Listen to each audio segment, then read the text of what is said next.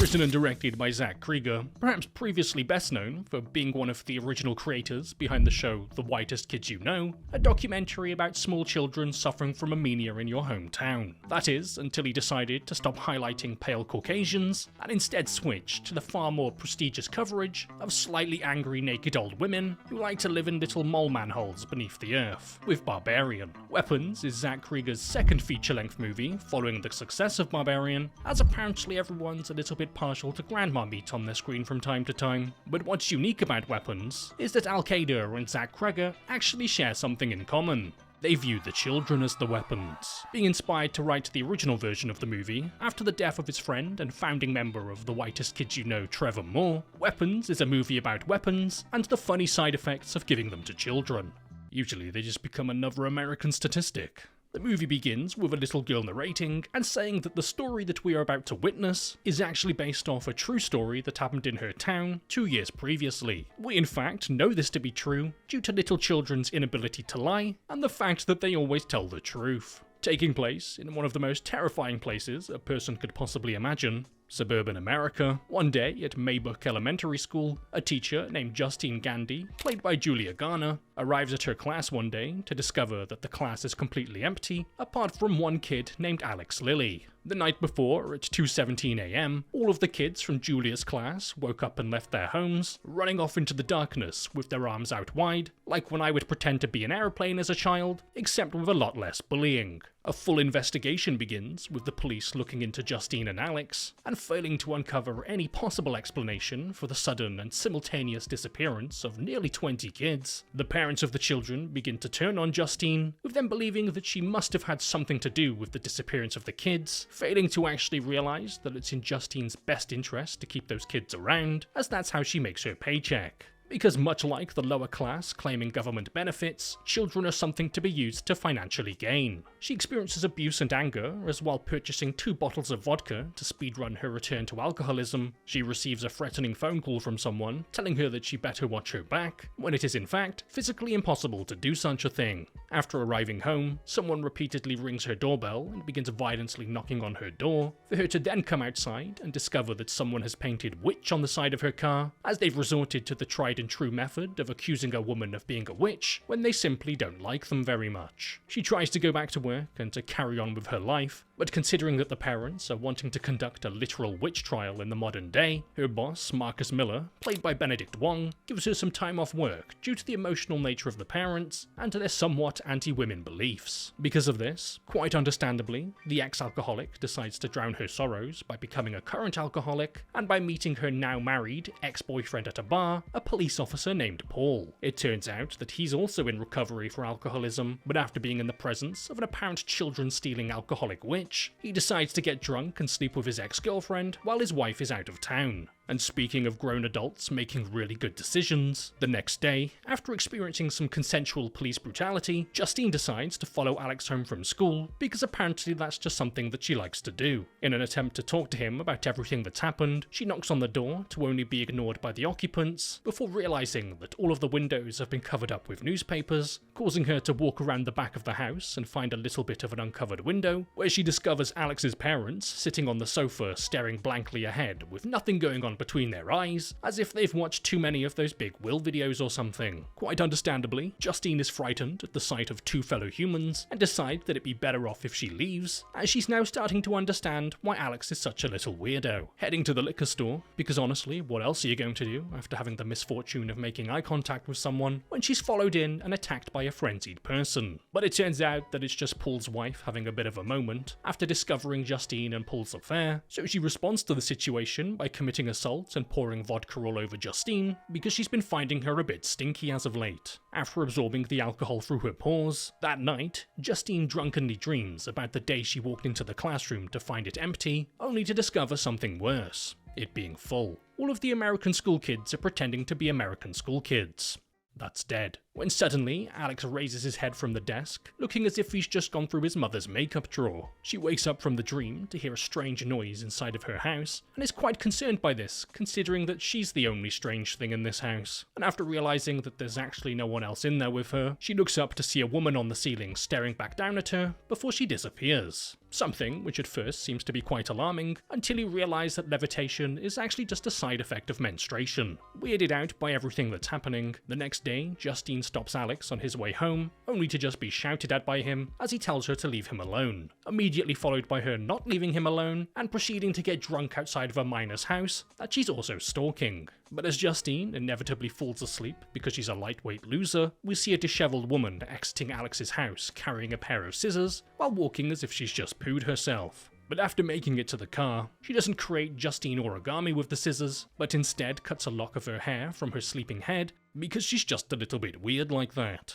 After spending time following this woman around as her life falls apart with the occasional poking from a married police officer, we then switch perspectives to a completely random man. A completely random man who happens to be the father of one of the missing children. His name is Archer Graff, played by Josh Brolin, and he seems to think that Justine has had something to do with the disappearances. So dealing with this information, like any sane and rational person would, he proceeds to violently bang on her front door in the middle of the night before painting the words witch onto the side of her car, because that'll really show her. One night, he has a dream where he wakes up in his son's bed at 2:17 AM, the exact time that all of the children left their homes to live a fantastical life as whimsical forest people. He chases after his son as he sees him leave the house, only to once again find himself back at the house, but this time something looks a bit different. It could be the giant floating assault rifle above the house, but as someone who's not an American, it's a bit hard to tell. Following his son back into his home, he finds him laying in his bed, followed by him not finding him laying in his bed, and instead some strange ginger woman instead. The same strange ginger woman that Justine found disobeying the laws of gravity in her own dream.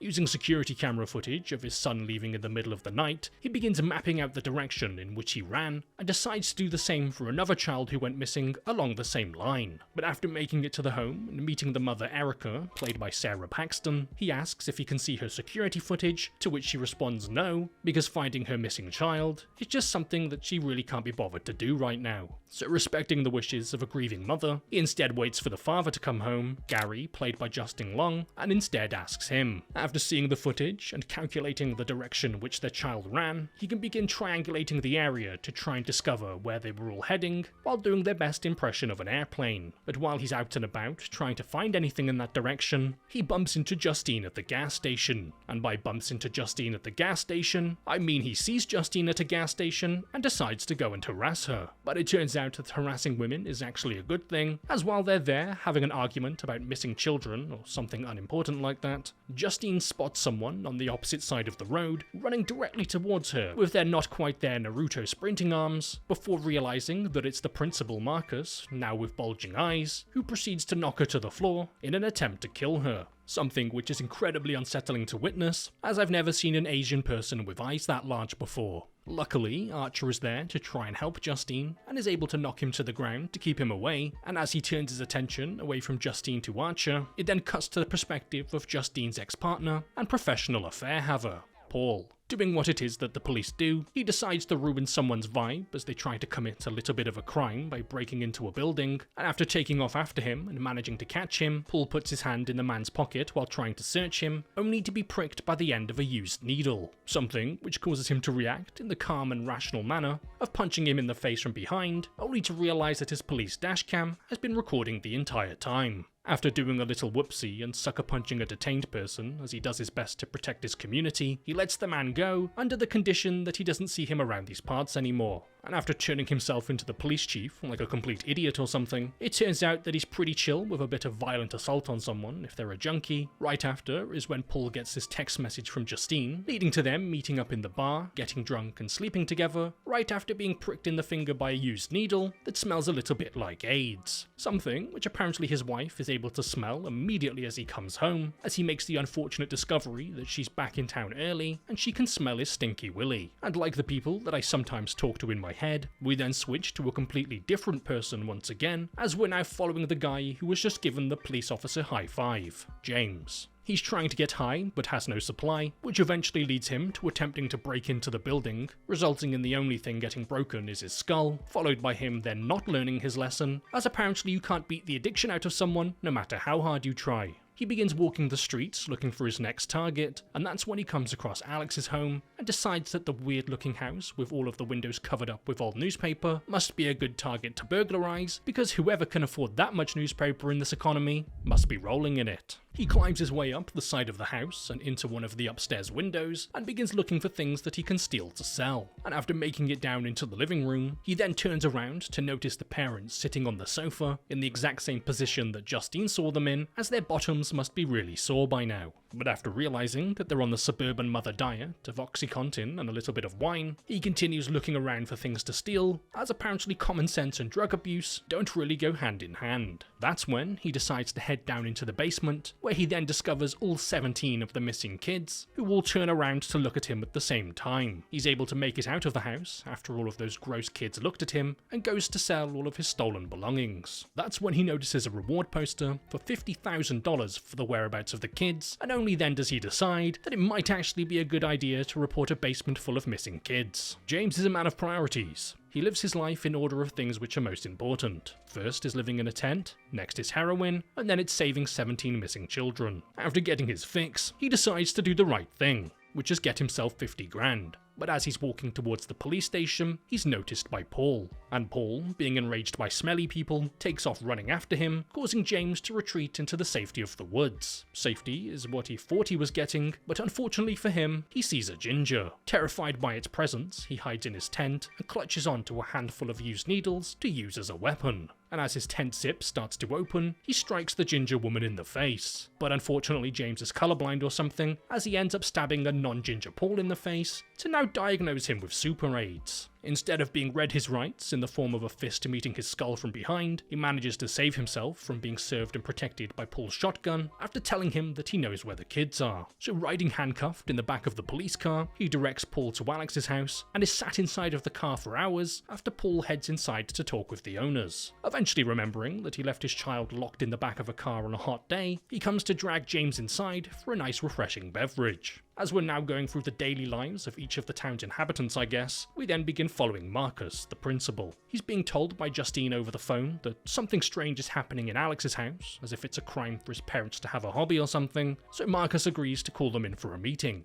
But instead of his parents arriving, it's Alex's mother's aunt, a woman named Gladys, who arrives. The weird little ginger lady that everyone's been seeing in their dreams lately, due to ginger people possessing the ability to worm their way into people's brains. Marcus ends up telling her that he's not able to conduct the meeting with her due to needing to speak with one of Alex's legal guardians, something which doesn't really bother Gladys all that much, as she's actually just a secret kleptomaniac and has been given the perfect opportunity to steal a ribbon from his office. And then after a meeting, she then shows up at Marcus's house on the weekend before being invited in by his husband. Marcus seems to be hesitant to let her in due to the inappropriate nature of having a ginger person in your house, followed by Gladys pulling out a thorned branch, which she then wraps the ribbon that she stole from his office around before slicing her palm open and then covering the ribbon in the blood. She then attempts to gaslight the pair by telling them that it was an accident, right as they just witnessed it very much not be an accident, before proceeding to cut a lock of the husband's hair and wrapping that around the branch as well. Marcus, incredibly confused as to why that haircut is currently in his kitchen right now, suddenly begins strangling his husband right after Gladys rings a bell and snaps the twig. Marcus, realizing that he likes women instead now, proceeds to violently vomit a black vial all over his husband's face before using his own skull to violently crush his husband's skull into a pile of mush on the floor. After he's done committing a hate crime in the form of creating gay mashed potato on the floor, he's about to go and commit another one, but now against a woman, as Gladys then wraps a cut lock of Justine's hair around the twig and snaps it too, causing Marcus to immediately leave the house. With his arms wide open, he sprints full speed across the city as his eyes go from Asian to Caucasian until he eventually reaches the gas station. He ends up chasing Justine into the store before being tackled by Archer, as he's the only one allowed to bother women apparently, giving Justine just enough time to get back in her witchmobile and drive away. Without missing as much as a single beat, Marcus proceeds to immediately pursue her vehicle, with Archer following from behind. He starts to take off after them and witnesses what happens when an airplane is crashed into by a speeding car.